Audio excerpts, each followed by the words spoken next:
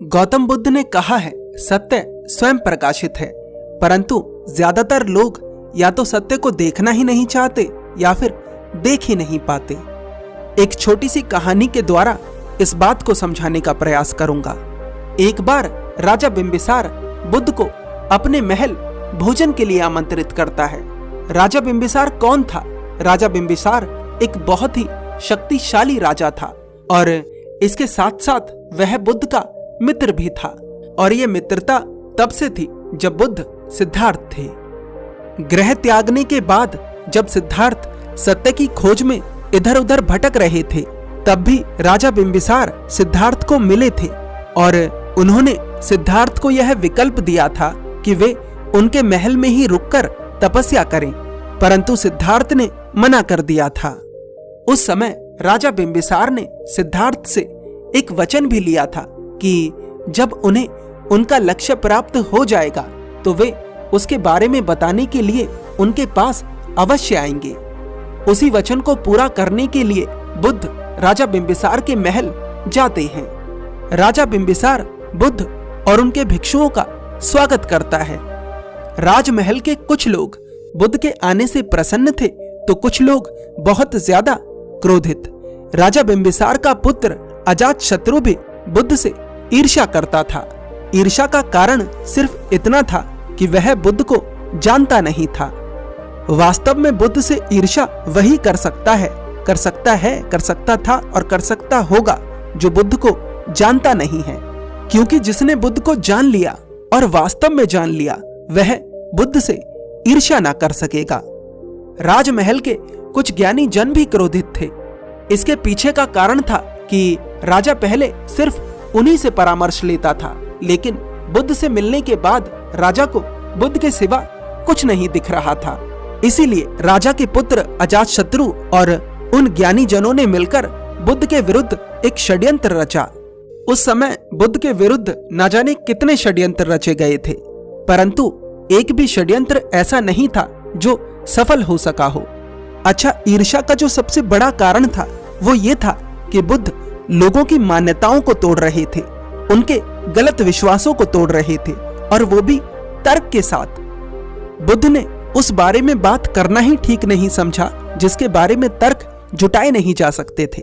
बुद्ध की हर बात में तर्क था और उस तर्क को कोई भी नकार नहीं सकता था। गौतम बुद्ध ने ईश्वर के बारे में नहीं बोला, आत्मा के बारे में नहीं बोला। ऐसा नहीं था कि बुद्ध जानते नहीं थे। बात सिर्फ इतनी है कि हर चीज को बुद्धि से नहीं समझा जा सकता। बुद्धि चलती है तर्क के आधार पर और कुछ चीजें अनुभव करनी पड़ती हैं।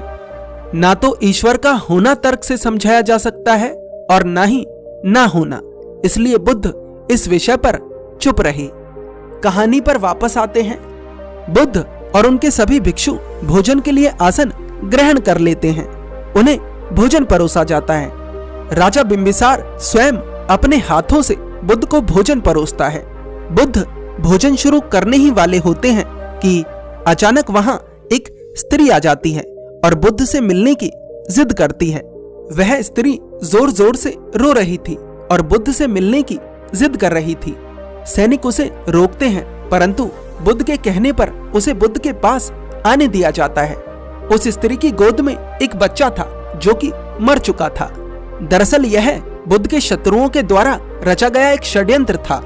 उस स्त्री का बच्चा पहले ही मर चुका था, लेकिन किसी ने उससे कह दिया था कि उसके बच्चे को बुद्ध जीवित कर सकते हैं। वह स्त्री रोते हुए बुद्ध के चरणों में गिर पड़ती है और कहती है, आप तो करुणा निधान हैं, आपके लिए तो सब कुछ संभव है। कृपा कर मेरे इस मृत बच्चे को जीवित कर दीजिए, मैं आपका उपकार कभी नहीं भूलूंगी। एक सैनिक राजा से कहता है, महाराज, यह स्त्री पागल है।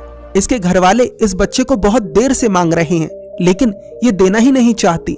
राजा उस स्त्री से कहता है, तुम जा सकती हो, तुम्हारा पुत्र मर चुका है। वहां उपस्थित सभी जन ये सोचते हैं कि बुद्ध अब क्या करेंगे। बुद्ध के शत्रु इस स्थिति को देखकर प्रसन्न हो रहे थे। बुद्ध के शत्रुओं से मेरा मतलब है जो बुद्ध को अपना शत्रु मानते थे। बुद्ध कहते हैं, पुत्री, मैं तुम्हारी समस्या का समाधान कर सकता हूं, परंतु उससे पहले तुम्हें एक कार्य करना होगा। वह स्त्री कहती है, आप जो कहेंगे मैं करूंगी, बस आप मेरे पुत्र को जीवित कर दीजिए। बुद्ध कहते हैं, ठीक है, तुम जाओ और अपने गांव से किसी के भी घर से थोड़े से सरसों के दाने ले आओ, पर याद रखना उस घर में कभी भी किसी की मृत्यु ना हुई हो। वह स्त्री पहले द्वार पर जाती है और निराशा के साथ लौटती है। दूसरे द्वार पर जाती है, वहां से भी उसके हाथ सिर्फ निराशा लगती है। जब वह तीसरे द्वार पर जाती है तो वहां देखती है कि अर्थी सजाई जा रही है। इसी तरह से एक एक कर वह पूरे गांव में घूम लेती है, परंतु उसे ऐसा कोई घर नहीं मिलता जिसमें आज तक कभी कोई मृत्यु ना हुई हो।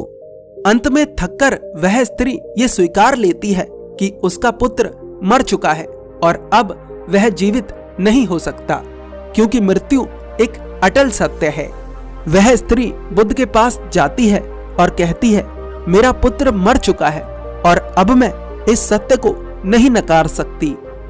बुद्ध कहते हैं, यदि मैं इस बात को तुमसे पहले ही कह देता तो शायद तुम मेरी बात पर भी विश्वास न करती, पर अब ये तुमने स्वयं अनुभव करा है।